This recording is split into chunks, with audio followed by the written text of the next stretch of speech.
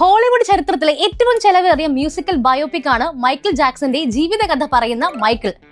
150 മുതൽ 200 മില്യൺ ഡോളറാണ് ഈ സിനിമയുടെ നിർമ്മാണ ചെലവ് മാത്രം. അതായത് ഇന്ത്യൻ രൂപയിൽ പറഞ്ഞാൽ ഏകദേശം 1600 കോടി രൂപ. ഇത്രയും വലിയൊരു തുക മുടക്കുമ്പോൾ സിനിമ ലാഭകരമാകണമെങ്കിൽ എത്ര കളക്ഷൻ നേടണം? കണക്കുകൾ പ്രകാരം ലോകമെമ്പാടും നിന്ന് ഏകദേശം 600 മുതൽ 700 മില്യൺ ഡോളർ, ഏകദേശം 5800 കോടി രൂപ നേടിയാൽ മാത്രമാണ് ഈ സിനിമ ലാഭകരമാകുകയുള്ളൂ. മുമ്പ് ഇറങ്ങിയ Bohemian rhapsody 900 million dollar collection നേടി ചരിത്രം സൃഷ്ടിച്ചിരുന്നു. അതേ തന്ത്രമാണ് ഇവിടെയും പറയുന്നത്. അമേരിക്കയേക്കാൾ കൂടുതൽ വിദേശ വിപണികളിൽ നിന്നും, പ്രത്യേകിച്ച് ഏഷ്യൻ രാജ്യങ്ങളിൽ നിന്നും വലിയൊരു വരുമാനമാണ് നിർമ്മാതാക്കൾ ലക്ഷ്യം വെക്കുന്നത്. തിയേറ്റർ കളക്ഷന് പുറമെ MJയുടെ പഴയ പാട്ടുകളുടെ സ്ട്രീമിംഗ് വരുമാനത്തിലൂടെയും വൻ ലാഭമാണ് ഈ ചിത്രം ലക്ഷ്യമിടുന്നത്.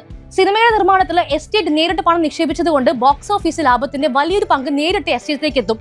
1600 കോടി മുടക്കുന്ന ഈ ചിത്രം തരംഗമാകുമോ?